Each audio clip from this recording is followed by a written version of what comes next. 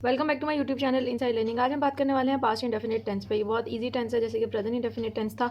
आप इसको easily understand कर सकते हैं। अगर आप ये वीडियो एंड तक देखेंगे तो आपको अच्छी तरह पता चल जाएगा कि इसमें कौन सी फॉर्म ऑफ वर्ब यूज़ हो रही है मेनली, और प्लस ये कि अगर इसके तो कोई हेल्पिंग वर्ब यूज़ हो रही है तो वो कौन से हैं, और सबसे इंपॉर्टेंटली इसकी उर्दू शनाख्त क्या है। तो अपनी उर्दू शनाख्त से ही हम अपना वीडियो का स्टार्ट लेते हैं। सबसे पहले तो आपने ये देखना है कि अगर आपको कोई उर्दू जुमला गिवन है तो आपने उसको किस तरह आइडेंटिफाई करना है कि वो आपका प्रेजेंट पास्ट इंडेफिनिट टेंस का ही जुमला है। वो आप किस तरह आइडेंटिफाई करेंगे, उसके लिए दो निशानियाँ हैं। या तो आपके जुमले में ने हो, ने, और ने के साथ जुमले के एंड पे क्या आ रहा हो, प्लस आपके पास अलिफ छोटी है या बड़ी है, जुमले के एंड वाला बिल्कुल जो हरूफ हो। दूसरी निशानी ये है आपके पास पास्ट इंडेफिनिट टेंस की कि उस जुमले के एंड पे हमेशा आएगा ता था, ती थी। जैसे वो क्रिकेट खेलता था, अलीना फुटबॉल से खेलती थी, हम किताबें पढ़ते थे, थे, था, ये सारा एंड पे जिसके भी आएगा ना थे और साथ में पास्ट की आइडेंटिफिकेशन हो रही हो कि था है, पास्ट में बात हो रही हो, तो वो कौन से जुमले होते हैं, पास्ट इंडेफिनिट वगैरह वगैरह, आगे ये कॉन्टीन्यूस ऑन। तो ये किस इनकी दो निशानियाँ, पास्ट इंडेफिनिट टेंस की दो निशानियाँ। अगर किसी भी जुमलों में ये दो निशानियाँ पाई जाएँ तो वो आपको पता चल जाना चाहिए। उर्दू आइडेंटिफिकेशन यही है इसकी कि आप ये पास्ट इंडेफिनिट टेंस का जुमला है। अब एक तो यह है कि या तो उसमें ने हो, उस उर्दू के जुमले में ने के, जिस भी जुमले में ने होगा उसके एंड वाला जो रूफ होगा वो क्या होगा, या तो अलिफ होगा, या छोटी होगा, या बड़ी होगा। अब मैं आपको एग्जाम्पल से समझाती हूँ कि इनकी उर्दू आइडेंटिफिकेशन क्या है, ने के साथ भी क्या है, और ता है ती है के साथ भी क्या है। अगर मैं यहाँ पे लिखूँ कायदे आज़म वकालत करते थे, अब ये कौन सा टेंस है आपके पास, ये भी हमारे पास क्या है, पास्ट इंडेफिनिट, क्योंकि इसके एंड पे क्या आ गया, करते थे, करते थे, ये आ गया। अगर एक और जुमला मैं लिखूँ और उसमें मैं कुछ इस तरह से लिख दूँ, डॉक्टर ने मरीज को दवाई दी। अब है ये जुमला भी बिल्कुल ठीक, अब लेकिन इसके अंदर क्या आ गया है, डॉक्टर मरीज को दवाई दे चुका है। देखें जब आप ये जुमला पढ़ रहे हैं आपको जेहन में आ रहा है कि ये काम हो चुका है, तो इट मीन्स ये पास्ट की बात है। इसमें क्या आ रहा है, इसमें ने आ रहा है। सेकंड ये कि एंड पे क्या आ रहा है, छोटी है, बड़ी है, और अलिफ आना चाहिए, इसके एंड पे क्या आ रहा है, छोटी है। तो ये सिंपल क्या हो गया, पास्ट इंडेफिनिट टेंस का जुमला। डॉक्टर ने मरीज को दवाई दी, छोटी ये भी आ गया और ने भी आ गया। ये वाली आइडेंटिफिकेशन ये इसको शो करिए, और ये वाला जो ताहत है वो इस जुमले में शो हो रही है। तो इस तरह हमें पता चला कि कैसे पास्ट इंडेफिनिट टेंस की उर्दू निशानी हम करते हैं कि अगर किसी टेंस में आ रहा हो ने और साथ में एंड पे या तो छोटी है, देखो दो कंडीशन है, ऐसा नहीं है कि सिर्फ ने आ रहा है और एंड पे वो नहीं आ रहा, छोटी है बड़ी है, या तो उसके अंदर क्या आ रहा हो, ता है, ती है, ते हैं। अब आपको मैं एग्जाम्पल्स के साथ समझाती हूँ इंग्लिश में कन्वर्ट करके कि आप किस तरह से इसको करेंगे। लेकिन उससे पहले एग्जाम्पल सॉल्व करने से पहले ऑब्वियसली मैं आपको इसका स्ट्रक्चर बताना चाहूँगी। आपने उर्दू आइडेंटिफिकेशन मेरी वीडियो पॉज करके लिख लेनी है कि उसकी क्या क्या आइडेंटिफिकेशन है, ने है और एंड पे क्या निशानी है, और प्लस ता है, ती है, थे, ते हैं। अब अगर मैं आपको इसका स्ट्रक्चर लिखवाऊँ तो सिंपल जुमले का स्ट्रक्चर क्या है, subject plus form of verb की तो कौन सी फॉर्म आनी है, सेकंड। ये इसमें याद रखने वाली चीज़ है। जो आपके पास्ट इंडेफिनिट टेंस है ना, इसके अंदर आपकी जो वर्ब की है ना सेकंड फॉर्म यूज़ होती है। ये मेन याद करने वाली चीज़ है कि सिंपल जो टेंसेज हैं, नेगेटिव और इंटरोगेटिव की बात नहीं कर रही, उसका स्ट्रक्चर डिफरेंट है पास्ट इंडेफिनिट का। लेकिन अगर पास्ट इंडेफिनिट का सिंपल वाला है जिसका नेगेटिव इंटरोगेटिव से कोई ताल्लुक नहीं है, उसके अंदर आप सब्जेक्ट के बाद क्या लिखेंगे, सेकंड फॉर्म ऑफ वर्ब, और उसके बाद आपका क्या आ जाएगा, ऑब्जेक्ट, जिसके ऊपर काम हो रहा है, और जो भी काम हो रहा है बाकी का जो आपका जुमला है वो इसके बाद आएगा। ठीक है, अब इस स्ट्रक्चर को ध्यान में रखते हुए एक एग्जाम्पल हम कर लेते हैं। हम खाना खाते थे, अब इसके एंड पे क्या आ गया, थे, मतलब ये कौन सा जुमला हमें पता चल गया, पास्ट इंडेफिनिट। थे उसकी निशानी है। इसकी इंग्लिश करें हम, वी। अब सेकंड फॉर्म क्या होती है, ईट होता है खाना, ईट की सेकंड फॉर्म क्या होती है, एट। खाने की इंग्लिश क्या होती है, फूड। इट्स सो सिंपल, सबसे छोटा जुमला है, वी एट फूड। कितना सिंपल हो गया, हम खाना खाते थे, वी एट फूड। तो इसके अंदर सबसे पहले क्या आ गया, सब्जेक्ट, फिर क्या आ गया, सेकंड फॉर्म हुआ, फिर क्या आ गया आपका ऑब्जेक्ट जिस पे काम हो रहा है। तो इस तरह से आप पूरा जुमला लिखेंगे। अब मैं आपको मजीद सिंपल पास्ट इंडेफिनिट के सिंपल की कुछ एग्जांपल्स करवाती हूँ, फिर उसके बाद हम नेगेटिव और इंटरोगेटिव करेंगे। वो रोज़ाना शाम को हॉकी खेलते थे। आपने ना उर्दू जुमले की बड़ी अच्छी तरह आइडेंटिफिकेशन करनी है, क्योंकि जब आप वो उर्दू का जुमला 3 4 7 मैं कहती हूँ 10 दफ़ा आपको रीड करना पड़े आप करें, लेकिन जब तक आपको ये नहीं पता चलेगा ना कि कौन सा टेंस है, स्ट्रक्चर आपको सारे होंगे पता हो, हेल्पिंग वर्ब आपको सारे होंगे पता हो, लेकिन आप आइडेंटिफाई सही ना कर सके और आपने गलत स्ट्रक्चर बना दिया तो आपका जुमला तो गलत ही है। तो आपने उर्दू की आइडेंटिफिकेशन बड़ी अच्छी तरह करनी है, इसको बार बार रीड करना है। उन्होंने आम खरीदे, ठीक है। अब इन दोनों जुमलों की मैं इंग्लिश करती हूँ। पहले तो ये कि आपको कैसे पता चला ये प्रेजेंट इंडेफिनिट टेंस है। इसके एंड पे क्या आया, ते थे। इसके एंड पे क्या आया, ने, और एंड पे क्या आ गया, बड़ी है, जो कि इसकी निशानियों में से एक निशानी है। तो ये दोनों हो गए पास्ट इंडेफिनिट टेंस के। वो रोज़ाना शाम को होके खेलते थे। दे, खेलने की इंग्लिश क्या होती है, सबसे पहले सब्जेक्ट, फिर फॉर्म ऑफ वर्ब की सेकेंड फॉर्म आएगी। दे प्लेड हॉकी, वो रोज़ाना शाम को, डेली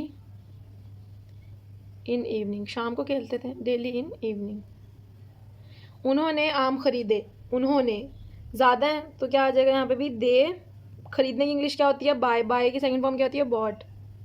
दे बॉट मैंगोज। कितना इजी है ये, आई थिंक ये प्रेजेंट इंडेफिनिट के बाद प्रेजेंट पास्ट इंडेफिनिट टेंस है जो इतना ज़्यादा इजी है, वरना कोई ना कोई कॉम्प्लिकेशंस होती हैं। ये बहुत इजी है, जस्ट आपके फ्यू वर्ड्स हैं और आपका पूरा सेंटेंस तैयार हो जाता है। तो ये हमारे पास हो गया पास्ट इंडेफिनिट टेंस के सिंपल, बिल्कुल सिंपल जुमले। अब हम बात कर लेते हैं पास्ट इंडेफिनिट के नेगेटिव जुमलों की।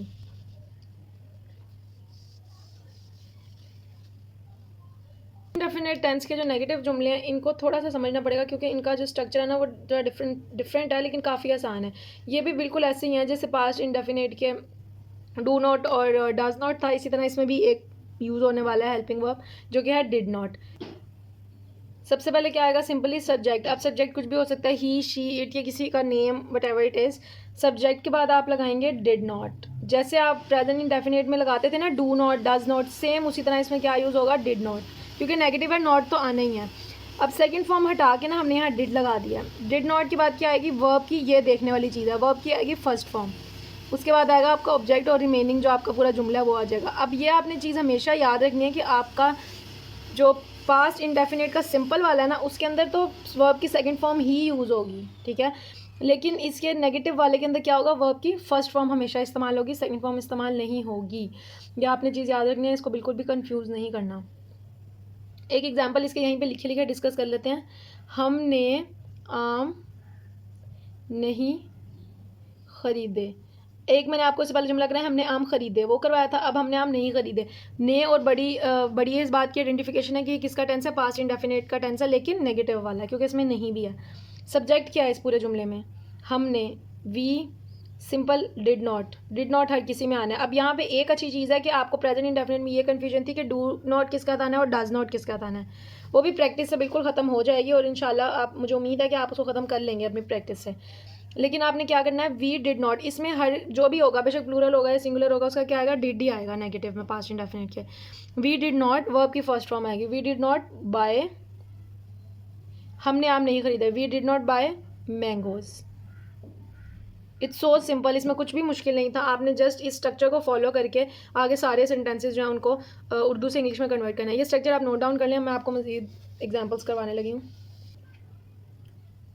उन्होंने फ़कीर की मदद नहीं की। अब ये आपको कैसे पता चलेगा कि ये पास्ट इंडेफिनिट टेंस का जुमला है, आपने जुमले को बहुत दफ़ा रीड करना। मैं इस चीज़ पर बहुत ज़ोर दे रही हूँ कि जब भी आपको उर्दू से इंग्लिश करनी हो आप उर्दू जुमले को बहुत दफ़ा पढ़ें, ताकि आप इसमें गलती ना करें कि ये कौन सा वाला जुमला है, आइडेंटिफिकेशन आप ठीक करें।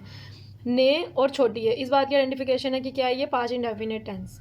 उन्होंने फ़कीर की मदद नहीं की, उन्होंने दे नहीं की, आपको पता है नेगेटिव जुमला है तो डिड नॉट, ये तो है ही नहीं कि डू आएगा, ऐसा कोई कन्फ्यूजन है, सिंपली डिड लगाना है। दे डिड नॉट, उन्होंने फ़कीर की मदद नहीं की, मदद, दे डिड नॉट हेल्प, पहली फॉर्म आएगी वर्ब की, they did not help the, फ़कीर की इंग्लिश क्या होती है, beggar. They did not help the beggar, simple जुमला हो गया। आई होप आपको पास्ट इंडेफिनिट टेंस के नेगेटिव जुमले की अच्छी तरह समझ आ गई है कि आपने सिंपल सब्जेक्ट के बाद आपने डिड नॉट लगाना है, डिड नॉट के बाद आपने वर्ब की फर्स्ट फॉर्म लगानी है और फिर आपका ऑब्जेक्ट आ जाएगा। अब हम इंटेरोगेटिव की बात कर लेते हैं। अगर आपके पास इंटेरोगेटिव हो तो उसका स्ट्रक्चर किस तरह होगा, सबसे पहले आप लिखेंगे, आपको पता है जब भी हम इंटेरोगेटिव चाहे किसी का भी डिस्कस कर रहे हो, कोई भी टेंस का पार्ट का, प्रेजेंट का हो, पास्ट का हो, या उसके अंदर continuous, perfect, what ever it is, आपको पता है कि जब भी आपने इंटेरोगेटिव बनाना हो आप हेल्पिंग वर्ब को कहाँ ले आते हैं, बिल्कुल स्टार्ट में। इसके अंदर हेल्पिंग वर्ब क्या है, डिड, तो डिड आपका कहाँ आ जाएगा, बिल्कुल स्टार्ट में डिड आएगा। डिड के बाद आप क्या लिखेंगे, सब्जेक्ट। सब्जेक्ट के बाद आप लिखेंगे वर्ब की फर्स्ट फॉर्म, आ जाएगा आपका ऑब्जेक्ट, और रिमेनिंग जो आपका इंग्लिश का पूरा जुमला है वो आ जाएगा। तो और एंड पे आपका क्वेश्चन मार्क जो कि मस्ट है। तो इस तरह से आपका पूरा जो जुमला है पास्ट इंडेफिनिट का इंटरोगेटिव का वो मुकम्मल होगा। क्या तुम किताब पढ़ते थे? क्या तुम किताब पढ़ते थे? अब आपको कैसे पता चला कि पास्ट इंडेफिनिट टेंस का जुमला है? क्योंकि इसके एंड पे क्या आ रहा है? थे। क्या तुम किताब पढ़ते थे। अब सबसे पहले क्या आ जाएगा? डिड। सब्जेक्ट क्या है? यू। Did you. उसके बाद वर्ब क्या आ जाएगी? क्या तुम किताब पढ़ते थे? पढ़ना। डिड यू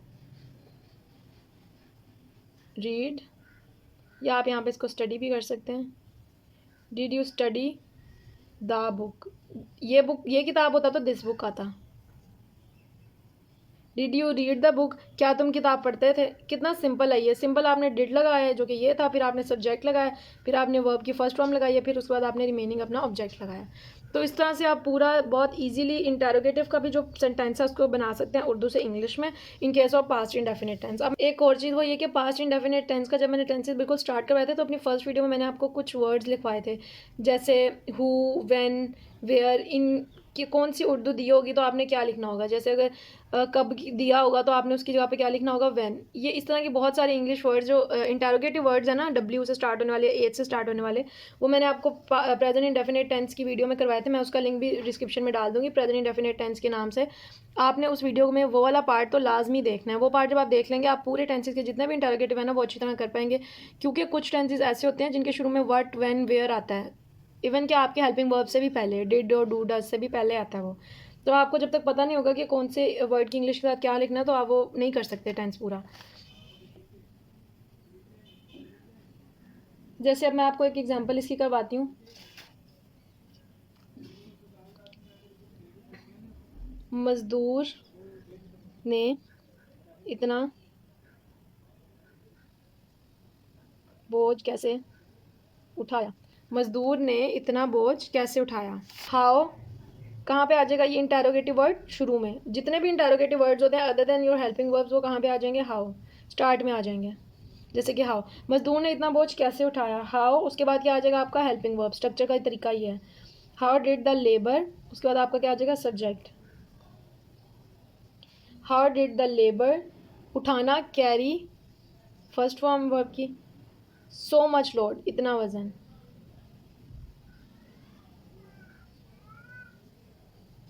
अब इसके अंदर आपका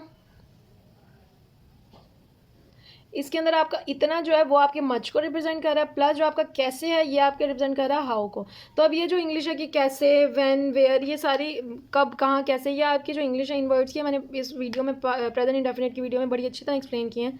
वो वीडियो आप जाके ज़रूर देखें, आपको बड़ी हेल्पफुल रहेगी। तो हाउ कैसे, अब कैसे उठाया आपको पता होना चाहिए। हाउ तो लगना है, लेकिन कहाँ लगना है? आपके जुमले के स्टार्ट में। ये जो इंटरोगेटिव वर्ड्स होते हैं ये हेल्पिंग वर्ब से भी पहले लगते हैं।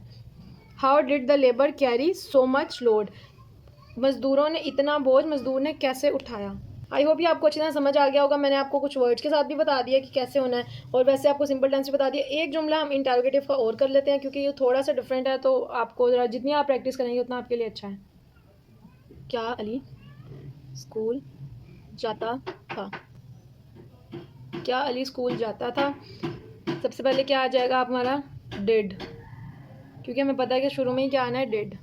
डिड उसके बाद क्या आएगा? Subject. Did Ali go to school. इसमें कुछ भी मुश्किल नहीं है। पहली फॉर्म वर्ब की क्या नहीं है? फर्स्ट फॉर्म, वो आ गई है गो। अली से पहले क्या आना है? हेल्पिंग वर्ब, वो है हमारे पास did. Did Ali go to school. कितना सिंपल था ये। जाता था थे हमें पता चला ये कौन सा टेंस है? Past indefinite tense. तो उम्मीद करती हूँ आपको ये वीडियो बहुत अच्छे से समझ आ गई होगी। तो अब आपको पता चल गया होगा कि पास्ट इंडेफिनिट टेंस में जब हमारे सिंपल टेंस होते हैं या नेगेटिव होते हैं या इंटरोगेटिव होते हैं उनमें हम कौन कौन से हेल्पिंग वर्ब्स यूज़ करते हैं, प्लस मोस्ट इंपॉर्टेंटली उनका स्ट्रक्चर क्या है, हम उनको किस तरह से अरेंज करते हैं, पहले क्या चीज़ आती है, बाद में हम क्या चीज़ लिखते हैं। अब आपने इनकी अच्छी तरह से प्रैक्टिस करनी है। जब तक आप इनकी प्रैक्टिस नहीं करेंगे या आपको नहीं आएंगे, आपने उर्दू जुमलों की पहचान बहुत अच्छी तरह करनी है। प्लस ये कि आपको सिंपल जुमलों का पता होना चाहिए कि उसमें कौन से हेल्पिंग वर्ब यूज़ हो रहे हैं, उसमें कौन सी वर्ब यूज़ हो रही है। सिंपल वाले में सेकंड फॉर्म ऑफ वर्ब है, बाकी सब में फर्स्ट फॉर्म ऑफ वर्ब है। तो डिफरेंस है यहाँ पे, आपने इसको ज़रूर याद रखना है कि कौन से जुमले का क्या स्ट्रक्चर है। I hope you like my video. अगर आपको वीडियो वाकई अच्छी लगी है और आप नेक्स्ट आने वाले टेंसेस भी देखना चाहते हैं तो चैनल को सब्सक्राइब ज़रूर करें और मुझे अपना फीडबैक ज़रूर दें कमेंट सेक्शन में कि ये वीडियो आपके लिए किस तरह से हेल्पफुल रही है, आपको क्या चीज़ इसमें समझ नहीं आई। अगर आपकी कोई भी क्वेरी या क्वेश्चन है तो आप मुझसे कमेंट सेक्शन में भी वो ज़रूर पूछ सकते हैं। थैंक यू, मिलते हैं अपनी नेक्स्ट वीडियो में। अल्लाह हाफिज़।